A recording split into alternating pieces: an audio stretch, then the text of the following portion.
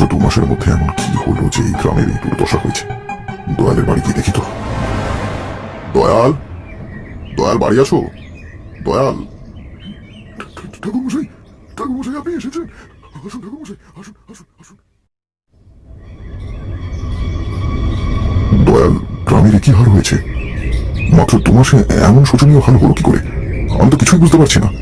ঠাকুরমশাই, সবই কপাল বুঝলেন তো। জানি না আমাদের গ্রামে কার কোন নজর পড়েছে। আপনি যখন এসেছিলেন তখন নরেনের বউয়ের নৃশংসভাবে হত্যা হয়েছিল। হ্যাঁ, তা মনে আছে, কিন্তু তার সঙ্গে এসবের কি সম্পর্ক? সম্পর্ক যে বড়ই গভীর ঠাকুরমশাই। সেই মৃত্যু থেকেই আমাদের গ্রামে এক অরাজকতা শুরু হয়েছে। কি? একের পর এক হত্যাকাণ্ড হয়ে চলেছে। তার মানে আবার বুঝি এইভাবে কারণ মৃত্যু হয়েছে? না ঠাকুরমশাই, কারণ না, বরং কতজনের একের পর এক 8 জন ওই একইভাবে মারা গেছে। সেই বিভৎসভাবে কেউ যেন তাদের মুন্ডু আর দেহটা ছিন্ন বিচ্ছিন্ন করে দিয়েছে। বড় কি, কবে হয়েছে এই ঘটনা? গত 2 মাস ধরে ঠাকুরমশাই। কখনো খগেনদার দেহটা ধান খেতের ধারে পাওয়া গেছে আর মুন্ডুটা নদীর পাশে, আবার কখনো শ্যামলদার মুন্ডুটা নদীর পাড়ে পেয়েছি তো দেহটা তার বাড়ির উঠোনে। যেন কেউ ওই দেহ নিয়ে ছেলে খেলা করেছে। আর সেই ভয়ে গ্রামের বেশিরভাগ লোক গ্রাম ছেড়ে পালিয়ে গেছে, তাই তো? হ্যাঁ ঠাকুরমশাই, কেউ তো জানি না এবারে কার পালা। আমার মনে হয় এবারে আমার মৃত্যু নিশ্চিত। কেন দয়াল, তুমি এই কথা কেন বলছো? এই চণ্ডী মণ্ডপে আমরা 8 জন একসঙ্গে বসে গল্প করতাম ঠাকুরমশাই, কিন্তু একে একে খগেনদা, শ্যামলদা আরো সকলে গেল। এবার সে আমাকে শেষ করবে। ঠাকুরমশাই, আমাকে আমাকে ক্ষমা করো দয়াল, আমি এই বিষয়টাকে এতটা গুরুত্ব দিইনি। যদি আমি না যেতাম এতগুলো মৃত্যু হয়তো হতো না। ছি ছি ছি ছি ছি, আমার বোঝা উচিত ছিল। এভাবে না ঠাকুরমশাই, না না না, এতে আপনার আর কি দোষ? আপনি আমাদের অতিথি, আপনি এই বিপদে জড়াবেন না। তাছাড়া সাধু, তান্ত্রিক, কাপালিক সকলের সাহায্য নেওয়া হয়েছিল, কিন্তু কেউ কিছু করতে পারেনি। কিন্তু আমি চেষ্টা করে দেখতে চাই দয়াল। একটিবার একটিবার আমাকে সুযোগ দাও। আমি তোমাদেরকে এই বিপদের হাত থেকে রক্ষা করতে চাই। আর তুমি নিশ্চিত থাকো, আমি তোমার কিচ্ছু হতে দেবো না। কিন্তু ঠাকুরমশাই, আপনি কি করবেন? এর আগে তো অনেকে অনেক কিছু করেছে, কিন্তু কিছুই ফল হয়নি। দেখি না মধুসুন্দরী দেবীর কৃপায় কি করতে পারি।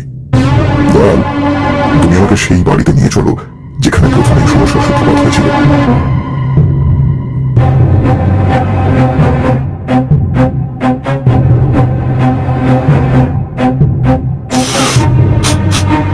গন্ধ, সেই তীব্র গন্ধ। দয়াল, তুমি এখানে দাঁড়াও, আমি বাড়ির চারপাশটা একবার ঘুরে আসি।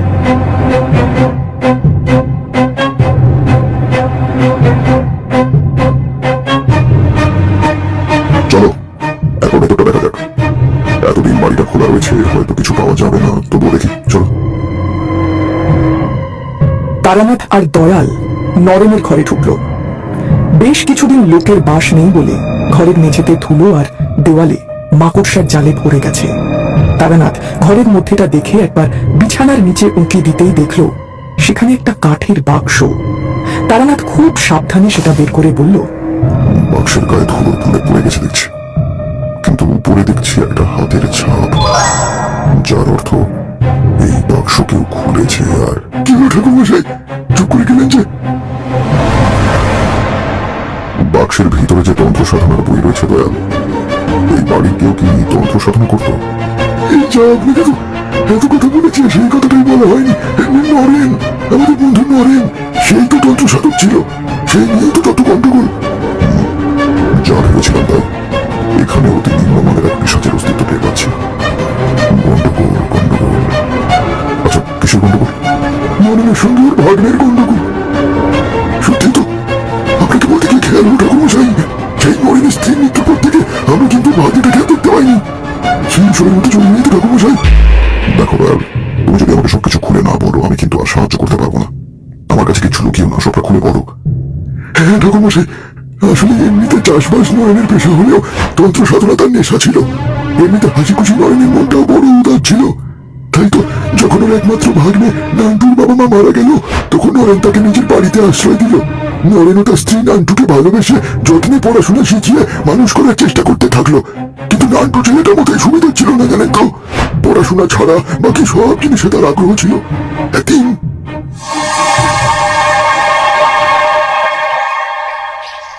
নান্টু, এই নান্টু, কি করছিস কি? বাক্স খুলেছিস কেন? মামা আসলে আসলে অনেকদিন ধরেই তোমাকে বলবো ভাবছিলাম, আমাকে তন্ত্রবিদ্যা শেখাবে মামা। কি খাবার মতন কথাবার্তা বলছিস বলতো নান্টু? হ্যাঁ, তুই এখন ছোট, কোথায় লেখাপড়া শিখে মানুষের মতো মানুষ হবি, তারা যা যে পড়তে বস। ও মামা, সত্যি বলছি, আমার পড়াশোনা করতে ভাল লাগে না, বরং তন্ত্র, কালা জাদু, ভূত প্রেত এইসব আমার ভাল লাগে। তুমি আমাকে এগুলো শেখাও না মামা। এই একদম বোকার মতো কথাবার্তা বলবি না, তুই এখনকার দিনের মানুষ। এইসব বড় অশুভ জিনিস আর আমি তোকে এসবের মধ্যে জড়াতে চাই না। তাছাড়া তন্ত্রবিদ্যা ছেলের হাতের মোয়া নয় যে চাইলেই সব পাওয়া যায়। ওই জন্যই তো বলছি, আমাকে তোমার শিষ্য করে নাও না মামা। আমরা দুজনে মিলে অনেক অনেক টাকা রোজগার করবো। আর আমি তো শুনেছি তন্ত্রবিদ্যার সাহায্যে অনেক শক্তিশালী হওয়া যায়, অনেক। চাপ, যা বলছি গিয়ে পড়তে বস। পড়ার সময় মন নেই, খালি আবল তাবল কাজ, বেয়াদব কোথাকা। সেদিন নরেনের পকেটে নান্টু চলে গেছিল ঠিকই, কিন্তু তার মনের মধ্যে আরো জেদ চেপে গেছিল। এরপর থেকে প্রতিদিন সে নরেনকে তন্ত্রবিদ্যা শেখানোর জন্য জোর করতে থাকলো, কিন্তু নরেন বারণ করতে থাকায় ওর জেদ আরো বেড়ে গেল।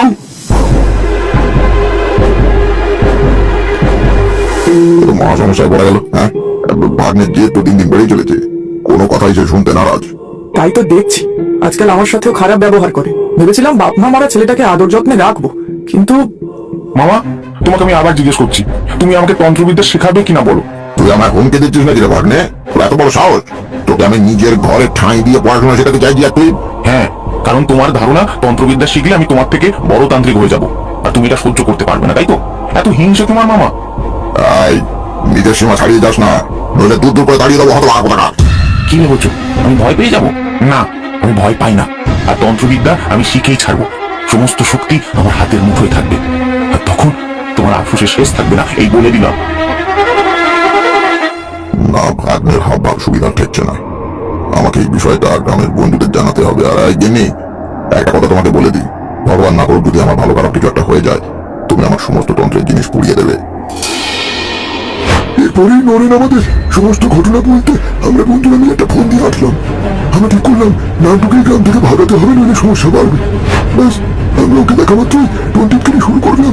কখনো ও মাঠে আসলে ওকে দেখলেই আমাদের বন্ধুদের মধ্যে কেউ বলে ওঠে, ওই চপরটা ওরে, আর কত কনিষ্ঠ করবি রে তুই? মাম্মাকে খেয়েও তোর মন ভরেনি? না না, ও তো রাক্ষস রাক্ষস। এবারে মামা মামিটাকে গিলতে এসছে, বুঝলে তো? আমাদের গ্রামের টিটকারি শুনে নান্টুর মুখ রাগে ফুঁসে উঠত। সেই জায়গা থেকে ও তৎক্ষণাৎ চলে যেত। কিন্তু আমরা না চোরবান্দা, কখনো পুকুরের ধারে, কখনো মুখ গ্রামের মেলায় ওকে দেখলেই আমরা পরিকল্পনা মতো খোঁচা দিয়ে কথা বলতাম। এই তো কি লজ্জা নেই নাকি রে? হ্যাঁ, এত অপমানের পরে আমার গাড়ি কিনে রয়েছি, সে বলে তো কি মান সম্মান নেই? এই সত্যি আপন একটা, এই নিজে কাজ করে খা না বাবা, বাবার ঘাড়ি থেকে পড়ে রয়েছে। এর কিছুদিন পরে তন্ত্র সাধনা করতে গিয়ে নরেনের মৃত্যু হয়। সবাই বলেছিল সাধনায় ত্রুটি হয়, এরকম হয়েছে। এদিকে নরেনের স্ত্রী তার স্বামীর কথা মতন তন্ত্রবিদ্যার সমস্ত জিনিস পুড়িয়ে দেয়। কিন্তু সেই সময়ও নান্টু এসে অনেক কথা দেওয়ার চেষ্টা করেছিল, কিন্তু এই বাক্সটার বিষয়ে হয়তো রানুবাবুকে খেয়াল ছিল না। বুঝলাম, তার মানে ওই নান্টুই এখন নিজের অপমানের প্রতিশোধ নেওয়ার জন্য একের পর এক হত্যা করে চলেছে।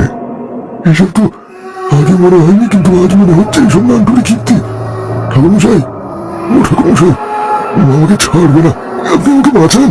দয়াল, তুমি নিশ্চিন্ত থাকো, আমি তোমার সাথে তোমার বাড়িতে থাকবো। আমি থাকতে তোমাকে কোনো চিন্তা করতে হবে না। এরপর দেখতে দেখতে 1 সপ্তাহ কেটে গেল। গ্রামের আর কারোর মৃত্যু হলো না। তারানাথ ভাবতো হয়তো আজ কিছু হবে, কিন্তু হলো না। আরো 2 সপ্তাহ কেটে গেল। সেদিন রাতে তারানাথ দয়ালকে বলল, দয়াল, আমার মনে হচ্ছে বিপদ কেটে গেছে। আর যখন কোনো অঘটন ঘটেনি তখন তুমি নিশ্চিন্ত থাকো, আর আমাকে এবারে বিদায় দাও। এইসব কি বলছেন ঠাকুরমশাই? এখানে কি আপনার কোনো কষ্ট হচ্ছে? কি যে বলো দয়াল, তোমার আতিথেয়তার মিথ্যে সুযোগ আমি নিতে আর চাইছি না, মন চাইছে না। তাছাড়া এত রাতে গিয়ে দেখো তো।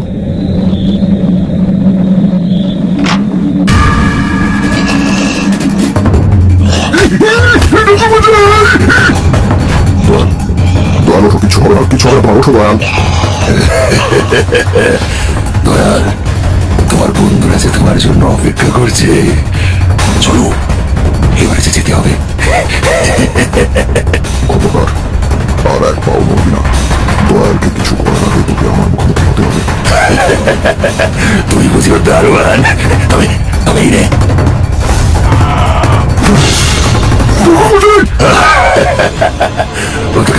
এসেছিল না, কিন্তু দেখ দেখ নিজেই কুপকাত হয়ে গেছে। এবারে তোকে কে বাঁচাবে? তোর বন্ধুদের কাছে যাওয়ার সময় হয়ে গেছে যে। চ চ। মুহূর্তের মধ্যেই পিশাচ তার লোমশ হাতের মুঠোয় দয়ালকে শক্ত করে ধরল। পিশাচের চাপে দয়ালের প্রাণ পাখি যখন খাঁচা ছাড়া হওয়ার উপক্রম, ঠিক তখনই এক অবিশ্বাস্য ঘটনা ঘটল।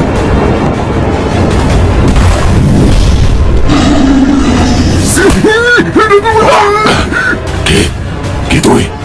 আমি তান্ত্রিক, তোর জন। দয়াল তোকে খারাপ কথা বলেছিল না, আমি তার থেকেও খারাপ কথা বলছি।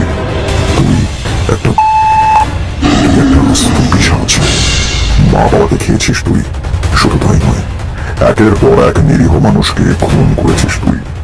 তুই একটা হত্যাকারী, খুনি, শয়তান তুই। তোর এত সাহস?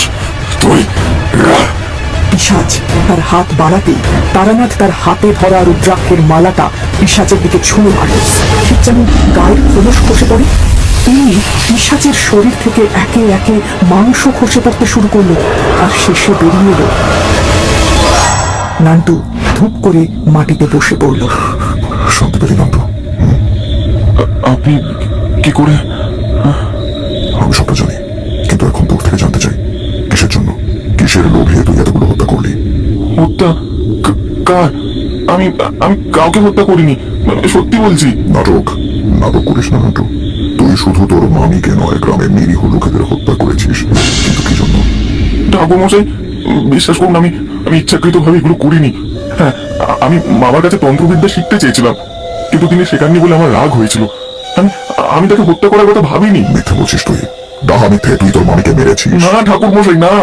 মামা মারা যাবার পরে মামি যখন তার তন্ত্রের জিনিস পুড়িয়ে দিচ্ছিল, আমি তাকে অনেক বারণ করেছিলাম, কিন্তু তিনি শোনেননি। তিনি আমাকে ঘরে ঢুকতে দিতেন না, উল্টে সেদিন রাতে মারধর করলেন। আর তুই সিদ্ধান্ত নিলি মামিকে তুই হত্যা করবি, তাই তো? না না না, বিশ্বাস করুন, আমার মনে রাগ ছিল। গ্রামের লোকেরা আমায় যাচ্ছে তাই বলতো, সেই নিয়ে আমার ক্ষোভ ছিল, কিন্তু সেই ক্ষোভ যে সেদিন রাতে হঠাৎ এমন আকার ধারণ করবে আমি আমি বুঝিনি ঠাকুর মশাই। কোন দিন রাতে? সেদিন মামি মেরে আমাকে ঘর থেকে বাইরে বার করে ঘুমিয়ে পড়ে। আমার ভীষণ রাগ হয়েছিল। ভেবেছিলাম মামার তন্ত্রবিদ্যার যে কোনো একটা বই পেলেই সবকিছু থেকে অনেক দূরে গিয়ে সাধনা করব। সেই ভেবেই খুব সাবধানে পিছনের দরজা দিয়ে ঘরে ঢুকলাম। খুঁজতে খুঁজতে খাটের তলায় চোখ গেল, দেখলাম সেখানে অদ্ভুত একটা বাক্স, যেটা আগে আমি কোনোদিন দেখিনি। বিশ্বাস করুন ঠাকুর মশাই, কৌতূহলী হয়ে বাক্সটা খুলতেই দেখলাম তাতে একটা অদ্ভুত হাতের ছাপ, তার পাশে লেখা মন্ত্র। মন্ত্রগুলো কি অদ্ভুত! রিং ক্রিং ফট কুরু কুরু টস মস ফস সোহা। এটা কি কেমন লাগছে আমার! আমার হাতটা ছাপের মধ্যে আমার আটকে যাচ্ছে কেন? না না না, আমার কিছু মনে নেই ঠাকুর মশাই। সেই দিনের পর আজকে যেন আমার হুঁশ এলো। সত্যি বলছি, আমি আমি সত্যি বলছি, বিশ্বাস করুন আমায়। বুঝলাম, হয়তো এতে তোর সম্পূর্ণ দোষ নেই, কিন্তু নির্দোষ তুই নস। লোভ মানুষের ভিতরে থাকলে তবেই পাপ সেখানে ঘর বানায়।